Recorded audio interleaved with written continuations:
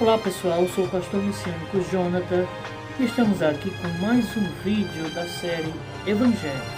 Hoje mais uma vez estou estudando aqui a terceira parte do Evangelho de Mateus acerca do Sermão do Monte, em Mateus capítulo 5 ainda. E o nosso estudo se dará início justamente no versículo 21 de Mateus capítulo 5. Iremos aqui tirar assim algumas dúvidas que podem até que fique um pouco complicado de se entender, mas que alguns pentecostais, mais uma vez entrando a igreja pentecostal no meio, ensinam que Yeshua, ao falar essas palavras, ele estava anulando as leis de Deus, anulando a Torá, coisa que de acordo com Salmos de número 89, versículo 34, ele jamais faria uma coisa dessas. E ele mesmo declara em Lucas capítulo 16, versículo 17, é mais fácil passar os céus e a terra do que passar um tio ou um jota da lei. Ou seja, os céus e a terra passaram? Não. Então, a lei de Moisés ainda está em vigor.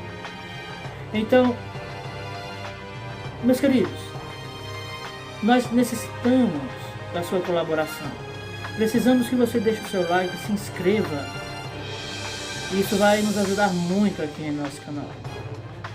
Mas vamos aqui mexer em um assunto bem polêmico, porque os pentecostais vão dizer, não é assim como ele está dizendo. É desse jeito como diz a igreja. Será que realmente é dessa forma como a igreja tem ensinado? Vamos ver agora? Capítulo 5, versículo 21 do Evangelho de Mateus, diz assim: ouvistes que foi dito aos antigos, não matarás, mas qualquer que matar será réu de julgamento. Ou seja, em primeiro lugar, será levado ao tribunal. Tribunal o quê? Sinédrio. Local de julgamento pelos crimes. Aí vamos ver. Eu, porém, vos digo que qualquer que sem motivo se encolerizar contra seu irmão será réu de julgamento. E qualquer que disser a seu irmão raca será réu do sinédrio. E qualquer que lhe disser louco será réu do fogo do inferno. Olha que ele fala aqui alguns tipos de pessoas que seriam julgadas. Primeiro, se encolerizar contra o seu irmão, ter raiva infundada contra o seu irmão, sem motivo, quando ele não lhe dá motivo e você simplesmente o odeia, porque o odeia, não tem motivo nenhum para o odiar. O que é que Cristo disse? Aquele que odeia o seu irmão sem motivo será réu do tribunal. Ou seja, estará sujeito a ser levado a um tribunal de julgamento. Ainda no versículo 22 ele vai dizer assim: aquele que chamar seu irmão de raca, louco, desajuizado, também ele vai falar esse mesmo significado mais à frente, no mesmo versículo ele diz, será réu de julgamento, ou seja, irá parar no mesmo caminho do que aquele que tem raiva de seu irmão sem motivo. Aí ele vai dizer ainda mais aqui, e qualquer que lhe chamar de louco será réu do fogo do inferno. Uma pessoa em sã consciência ser chamada de louco, o que é que vai acontecer? Ser réu do fogo do inferno, o que significa isso, pastor? Significa justamente sofrer como se você vivesse em um inferno, como se a sua vida estivesse virando de cabeça para baixo. Mas vamos lá, versículo 23. Portanto, se trouxeres a tua oferta ao altar, e aí te lembrares de que teu irmão tem alguma coisa contra ti, deixa ali diante do altar a tua oferta, e vai reconciliar-te primeiro com teu irmão, e depois vem e apresenta a tua oferta.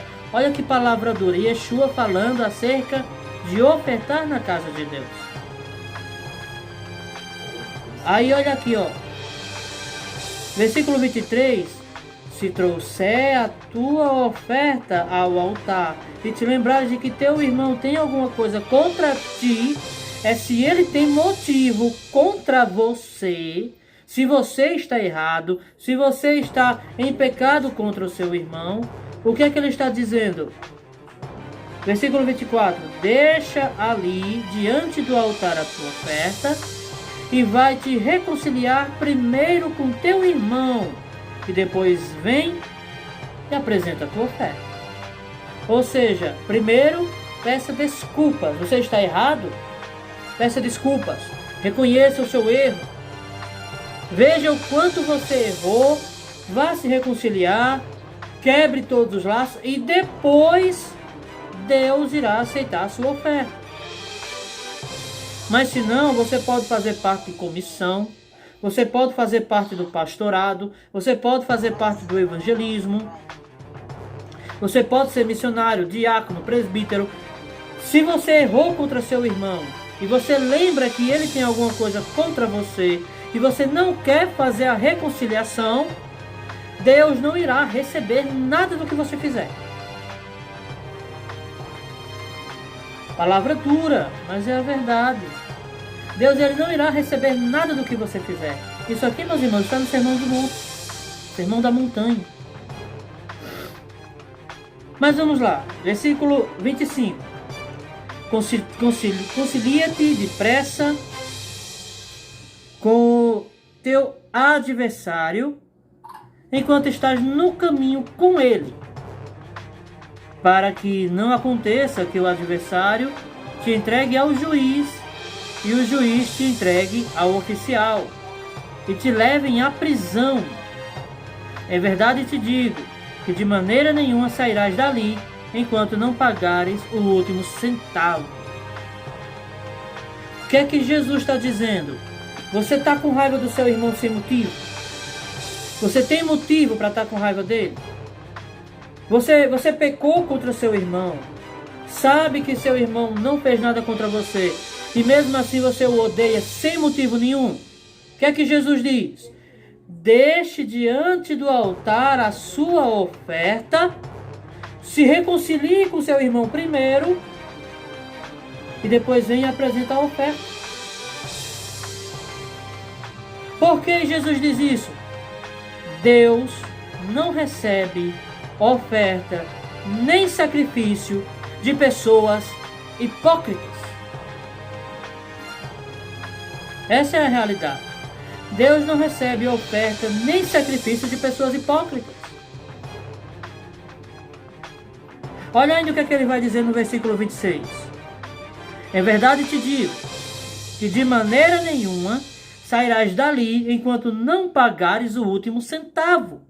Ou seja, você fez tudo isso, você só vai sair da prisão quando você cumprir a sua pena. Isso é o ensino de Cristo. Vamos lá. Versículo 27. Ouvistes que foi dito aos antigos: não cometerás adultério.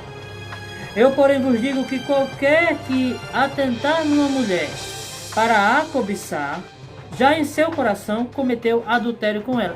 Meus amados, aqui no versículo 27, ele fala sobre as coisas que estão falando sobre os antigos. O que era que os antigos diziam? Não cometerás adultério. Aí ele vai dizer que aquele que olhar para uma pessoa já com uma intenção impura no coração, esse adulterou com ela. O que é o adultério? O adultério, ele começa, em primeiro lugar, na mente. Uma vez que uma pessoa está disposta a adulterar, a mente criou o desejo, o desejo desce ao coração e do coração vai para as atitudes. Porém, quando a mente vem o desejo de adulterar, você não pode deixar com que esse desejo desça para o coração. Porque irá fazer justamente o quê? Que você tenha o seu casamento totalmente destruído. Que você perca a confiança do seu cônjuge. Então, só o fato de você desejar já faz com que você cometa o adultério. Antigamente, as pessoas interpretavam a questão de adultério apenas como se fosse o ato em si, e não apenas o pensar em adulterar. Aí Yeshua vem e deixa bem claro aqui, que em apenas atentar para uma pessoa, para uma mulher, com intenção impura no coração, já cometeu o adultério com ela. Vamos lá agora, versículo 29. Portanto, se o teu olho direito te escandalizar, arranca-o e atira-o para longe de ti, pois te é melhor que se perca um dos teus membros do que seja todo o teu corpo lançado no inferno. Olha o que é que o Senhor Yeshua ele declara. O que é arrancar o olho e jogar fora? Irmãos, ele está querendo realmente que a gente vá se mutilar. Ele está dizendo, controle seus membros. Controle seus impulsos. Se o seu olho faz com que você veja coisas proibidas, controle ele. Vire o seu olhar para outra coisa. Procure em que colocar a sua atenção. É muito melhor você chegar no paraíso, na vida eterna, você entrar na vida eterna sem ter um olho, do que ser lançado no lago de fogo com os dois olhos. Aí vamos lá, versículo 30. Se a tua mão direita te escandalizar, corta e atira para longe de ti, porque te é melhor que um dos teus membros se perca do que seja todo o teu corpo lançado no inferno. O que é que Yeshua diz? Ele deixa bem claro que se qualquer coisa, primeiro ele fala dos olhos. Dos olhos, ele começa a falar das mãos. Por quê? Os olhos criam o desejo, acontece das mãos justamente, querer satisfazer esse desejo. Uma vez que você vai primeiramente controlar o seu olhar, controlar os seus olhos, você também conseguirá controlar as suas mãos, para não fazer com elas aquilo que é errado. Já no versículo 31 diz assim: também foi dito, qualquer que deixar sua mulher, dê-lhe carta de divórcio. Isso aqui está escrito no livro de Deuteronômio, Devarim, capítulo 24, versículo 1. Mas vamos lá. Versículo 32 ele vai dizer assim: eu, porém, vos digo, qualquer que repudiar sua mulher, a não ser por causa de fornicação, de traição, de adultério, faz que ela cometa adultério. E qualquer que casar com a repudiada, comete adultério. Meus queridos, naquele período as pessoas estavam se divorciando por qualquer motivo. E Yeshua deixa claro, o casamento não pode ser desfeito por qualquer motivo. Se você quiser fazer isso, você será culpado. Você estará errado. É isso que ele está dizendo aqui. Se separar da sua esposa simplesmente porque não gostou de algo que ela fez, algo simples do cotidiano, ou porque ela não está se arrumando bem para você, isso não é motivo, irmãos. Se separar porque ela não tem o mesmo pensamento que você, isso também não é motivo. Quando Yeshua vai falar sobre o adultério, ele está colocando aí como exemplo Um motivo grave. Uma pessoa só pode se divorciar se a sua vida correr risco ou se for traída. Motivos graves. Motivos que podem levar até ao suicídio, à morte ou homicídio. Se você não tiver um bom motivo para se desfazer do seu casamento, você vai estar errado. Se você não puder dizer, você me traiu, mas porque ela contou uma mentirinha pequena, é pequena. Para você quer se separar. Porque você chega em casa e ela não preparou o almoço, você quer se separar. Porque você chega em casa e não está a cama arrumada, a casa varrida, você quer se separar. Isso não é motivo. Isso não é motivo de divórcio. E sobre esse mesmo assunto, Yeshua ele fala de forma mais detalhada, para você saber que eu não estou inventando coisas, no livro de Mateus capítulo 19, que nós iremos estudar mais à frente. Agora não. Estamos hoje no Sermão do Monte. Mas, acerca do divórcio, quando ele fala do adultério, ele está na verdade usando um motivo grave. Se você tem um motivo grave, como por exemplo, seu marido bate em você, a sua esposa lhe humilha, faz você passar vergonha na frente da rua inteira, acaba com a sua paz todos os dias, é só discussão diariamente, só problema na casa, isso é motivo. Mas coisas leves do cotidiano, meus queridos, se você sabia como era a personalidade da pessoa, por que você se casou? O culpado é unicamente você. Então você querer desfazer um casamento por conta de coisas pequenas, me desculpe, para os homens, isso não é atitude de homem.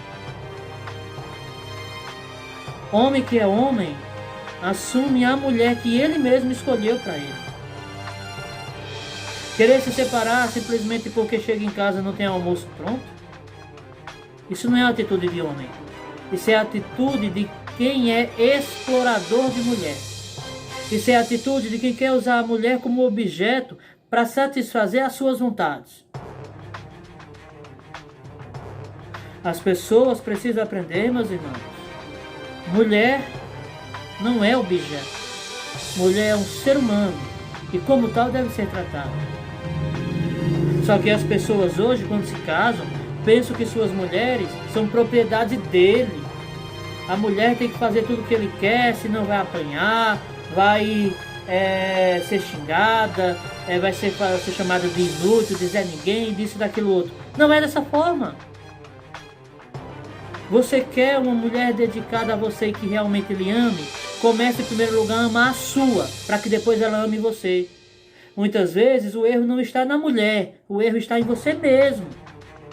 Que você não consegue enxergar, mas ela enxerga e você não dá ouvidos.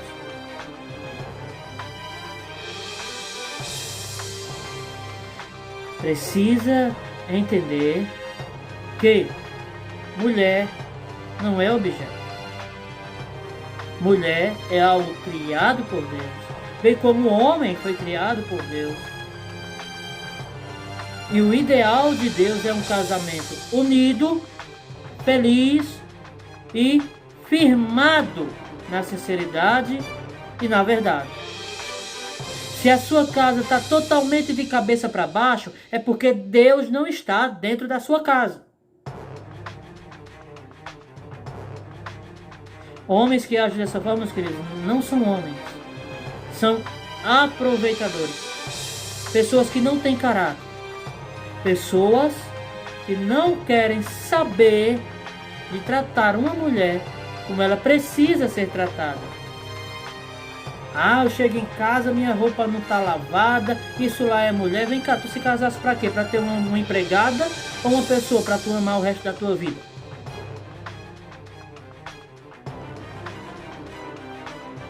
Vamos aprender com Yeshua. Ele nos ensina apenas motivos graves, motivos pequenos, não tem uma roupa, você mesmo vai e lave. Muitas vezes a mulher não está com condição de fazer isso, vá você e lave. Às vezes está doente, vá você e faça. Mas eu não gosto. Certo, você não gosta, mas você não precisa. Ela é minha mulher, ela tem que fazer tudo que eu mando. E você faz tudo que ela pede? Não, porque eu sou o homem da casa. Aí você quer que ela faça tudo que você manda, de bom grado, sem que você faça as coisas que ela pede a você. Você quer que ela faça com um sorriso no rosto, e quando ela pede alguma coisa, você não faz.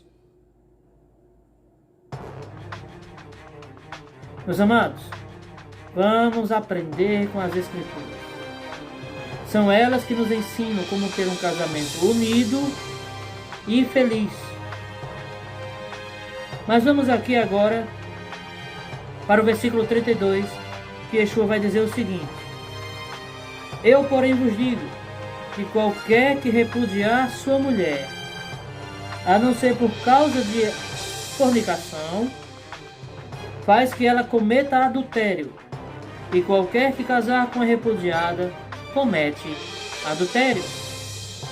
Versículo 33. Outro sim, ouvistes que foi dito aos antigos: não perjurarás, mas cumprirás os teus juramentos ao Senhor.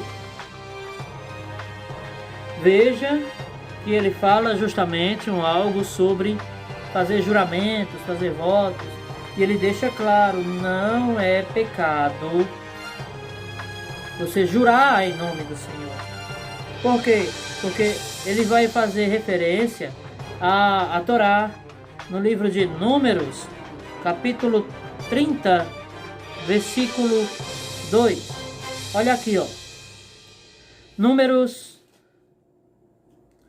capítulo 30, versículo 2, diz assim: Quando um homem fizer voto ao Senhor, ou fizer juramento, ligando a sua alma com obrigação, não violará a sua palavra, segundo tudo que saiu da sua boca, fará.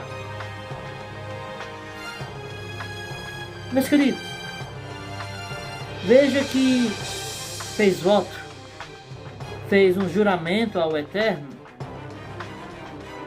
Uma vez que você faz um juramento, o que é o juramento?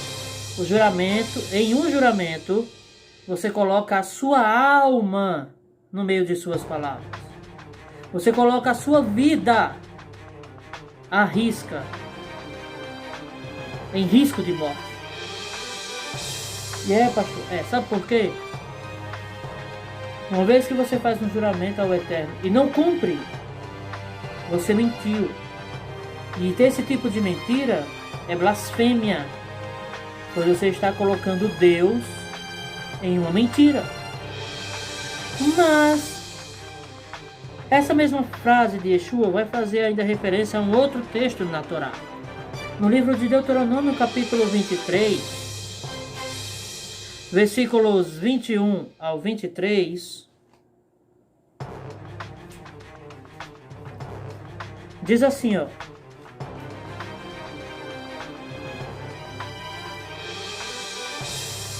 Quando fizeres algum voto ao Senhor teu Deus, não tardarás em cumpri-lo, porque o Senhor teu Deus certamente o requererá de ti, e em ti haverá pecado.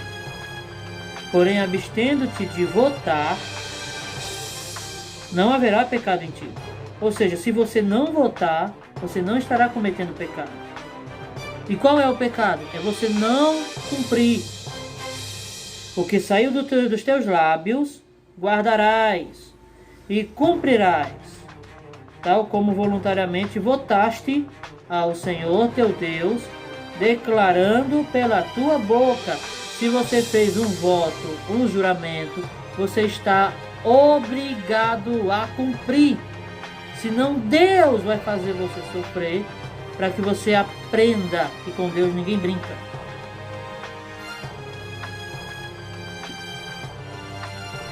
Vamos voltar aqui. Mas o Yeshua, no versículo 33, ele fala sobre juramento. Perjurar. O que é perjurar? É jurar falsamente.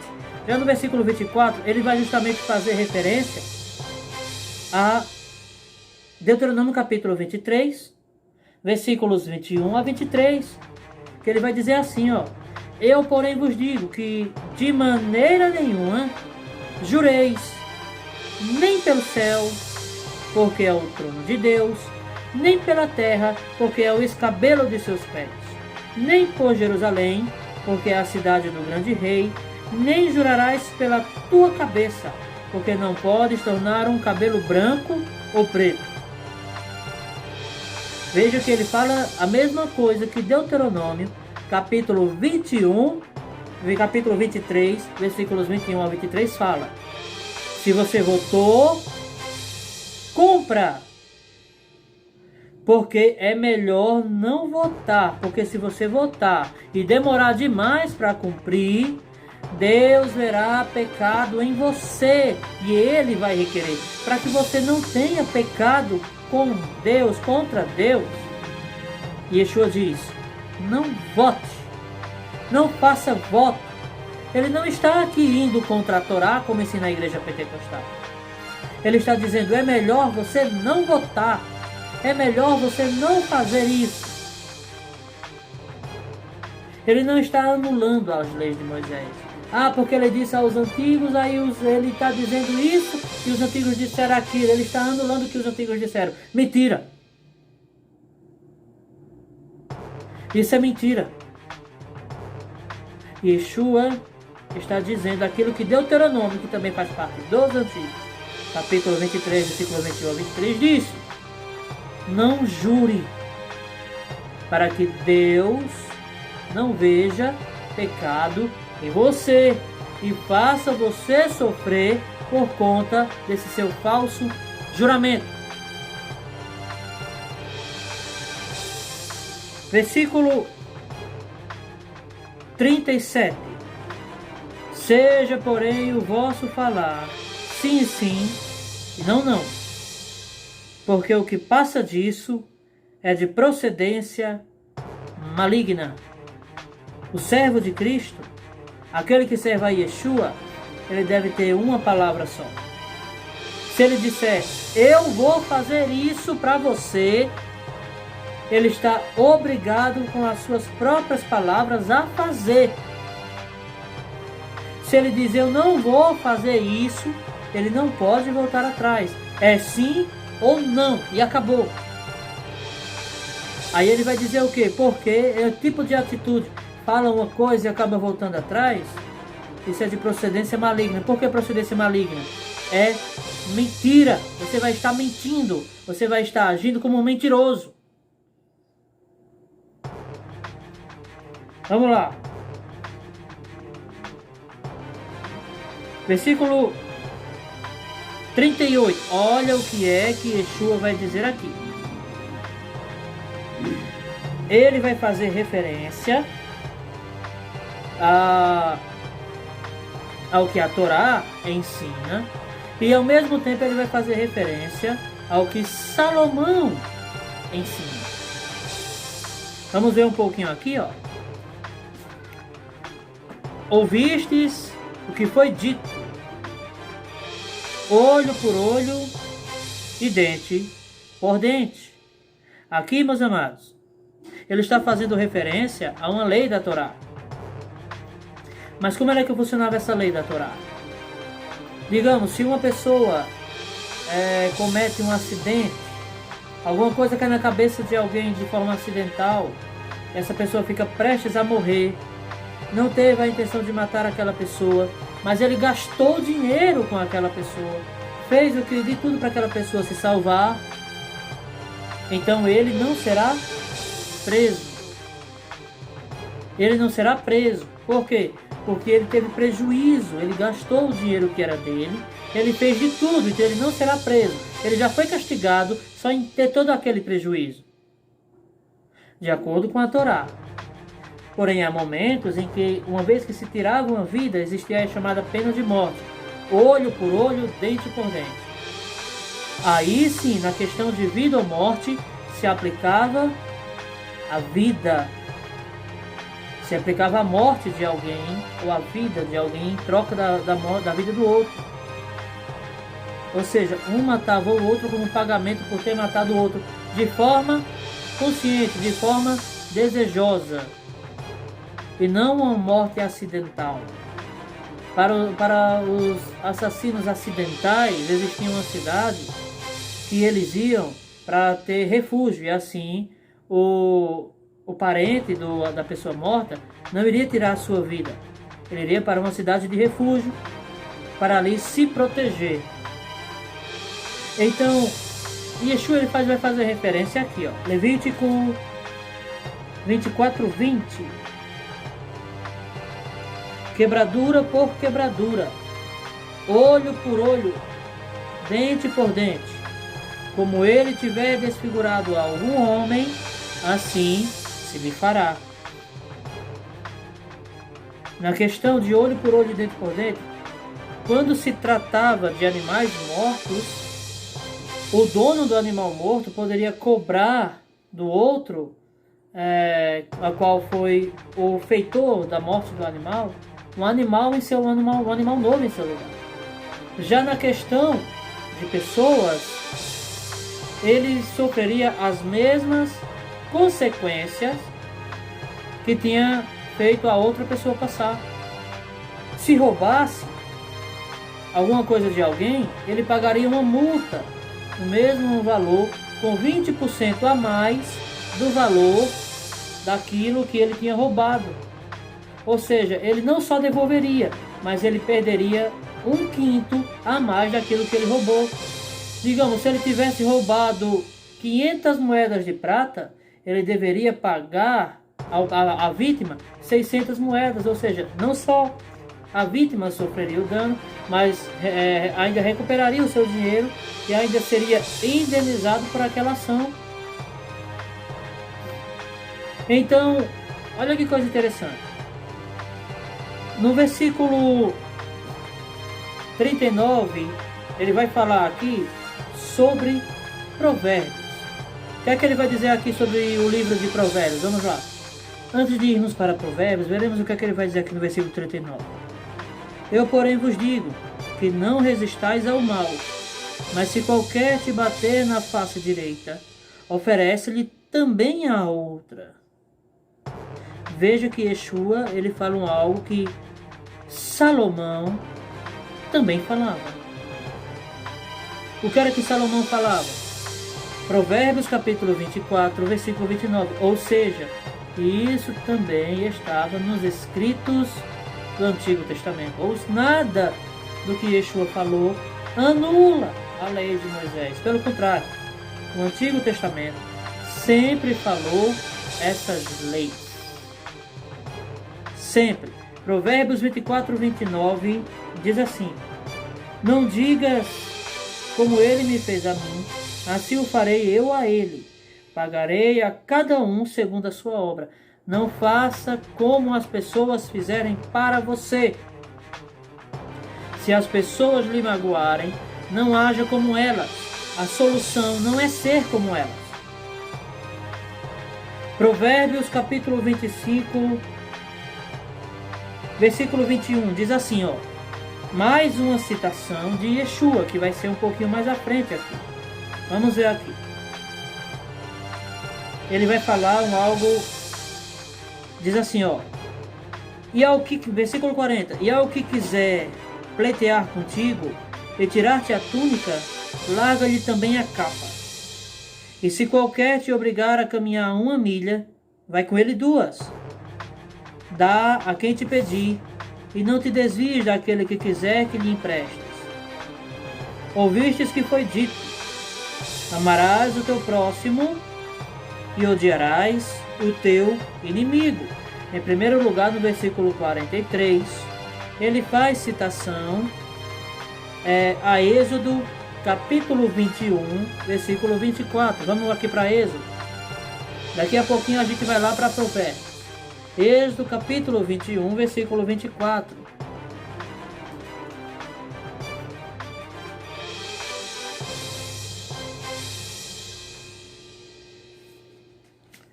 Diz assim, ó: olho por olho, dente por dente, mão por mão e pé por pé. A mesma lei de olho por olho, dente por dente, está aqui novamente, que Yeshua deixa claro sobre odiar seus inimigos. Porém, ele ainda vai, como eu disse, né, fazer referência não só a esse texto, mas também a Obadias. O pequenino livro de Obadias, profeta Obadias, versículo 12 ao 14. Ele vem depois do livro de Amós, nos versículos 12 ao 14. Está escrito: mas tu não devias olhar com prazer para o dia de teu irmão, no dia do seu infortúnio, nem alegrar-te sobre os filhos de Judá, no dia da sua ruína, nem alargar a tua boca no dia da angústia, nem entrar pela porta do meu povo no dia da sua calamidade. Sim, tu não devias olhar satisfeito o seu mal no dia da sua calamidade, nem lançar mão dos seus bens no dia da sua calamidade, nem parar nas encruzilhadas para exterminares os que escapassem, nem entregar os que lhe restassem no dia da angústia. Ou seja, Esaú estava sendo aqui repreendido porque ele estava achando bom o sofrimento que Judá estava passando. Mas tem mais alguns textos aqui, porém o vídeo, como já está bastante longo, vamos resumir um pouquinho aqui. Já estamos chegando no final desse sermão, não é? Vamos lá. Sobre Provérbios, capítulo 24, capítulo 25, versículo 21, a qual eu falei aqui, diz assim, ó: Provérbios 25,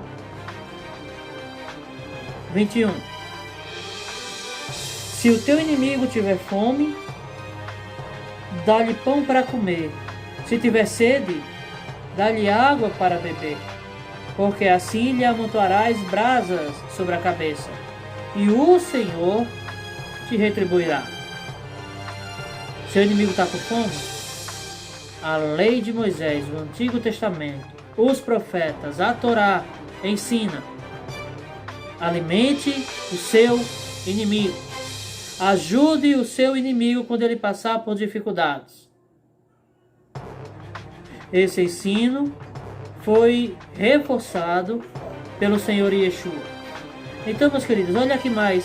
Provérbios capítulo 24, versículo 17 e depois o 29. Diz assim, ó: quando cair o teu inimigo, não te alegres, nem se regozije o teu coração quando ele tropeçar. Tem pessoas que veem, aqueles que odeiam elas caindo, né? Ele diz: ó, tome, bem feito. Bem feito, mereceu. Tome, bem feito, foi mexer com quem não devia. Quebrou a cara.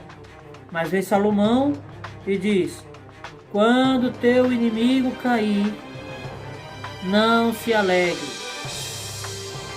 nem se regozije o seu coração quando ele tropeçar.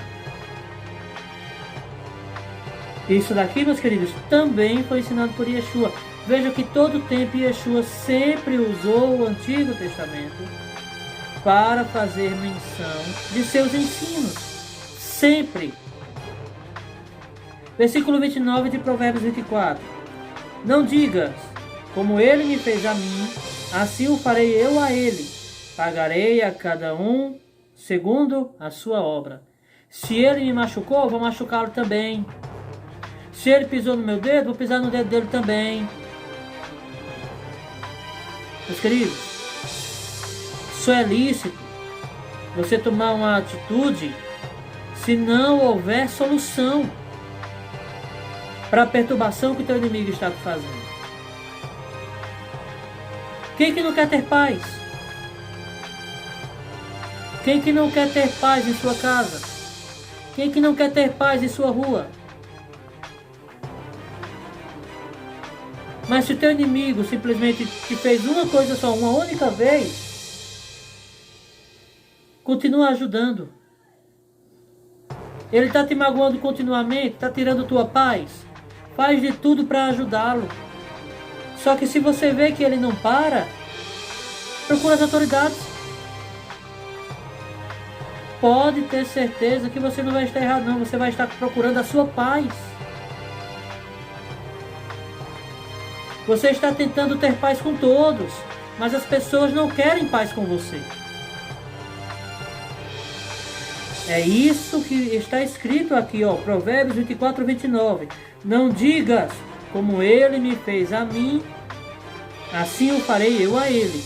Faça de tudo para ter paz com as pessoas. Se as pessoas não querem ter paz com você, procura as autoridades. Você tenta ser uma boa pessoa, tenta ser um bom vizinho. As pessoas não querem paz com você, procura as autoridades. Sabe por quê, meus queridos? As pessoas hoje só valorizam a gente quando a gente toma alguma atitude rígida. Você não sabe valorizar a gente quando a gente age como um besta, não. Quando a gente tenta agir com a vontade de Cristo em nossas vidas. Elas não sabem nos valorizar. Só nos valorizam quando nós queremos literalmente tomar uma atitude séria. Quando nós estamos nos limites e mostramos a ela, mostramos exemplos de que temos capacidade de fazer. Aí então elas nunca mais fazem nada. Por quê? Quer saber por quê? Porque viram que o besta tem limites. Entendeu? Então, faça por onde ter paz. Assim ensina o apóstolo Paulo. Se possível, tendes paz com todos os homens. Se for possível. Se não for possível, as autoridades estão aí para resolver o problema. A nação brasileira tem polícia para resolver os problemas. A nação brasileira tem fórum para resolver os problemas. Em julgamento, em tribunal. Você pode fazer uso deles. Se você tenta fazer de tudo para ser um bom vizinho, um bom marido, e as pessoas não querem paz com você, procure as autoridades. Não há outra solução. Você quer paz e as pessoas fazem questão de tirar a sua paz, pensando que você não vai fazer nada. Procure as autoridades.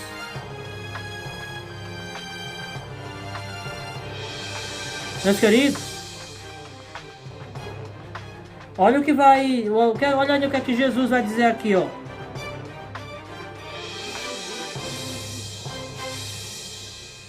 Versículo 24. Eu, porém, vos digo, amai a vossos inimigos, bendizei os que vos maldizem, fazei bem aos que vos odeiam, e orai pelos que vos maltratam e vos perseguem, para que sejais filhos de vosso Pai, que está nos céus. Porque faz que o seu sol se levante sobre maus e bons, e a chuva desça sobre justos e injustos. Pois se amais os que vos amam, que galardão tereis? Não faz os publicanos também o mesmo? E se saudardes unicamente os vossos irmãos, que fazeis demais? Não faz os publicanos também assim? Sede vós, pois, perfeitos, como é perfeito o vosso Pai, que está nos céus. Procure sempre fazer a vontade de Deus. Procure, por assim dizer, sempre agir como se fosse um besta.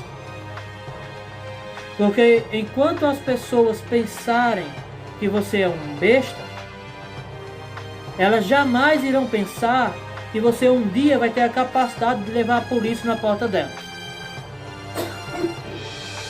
Então, fica essa mensagem para que você possa crescer conhecendo a verdade e o caminho do Senhor Yeshua.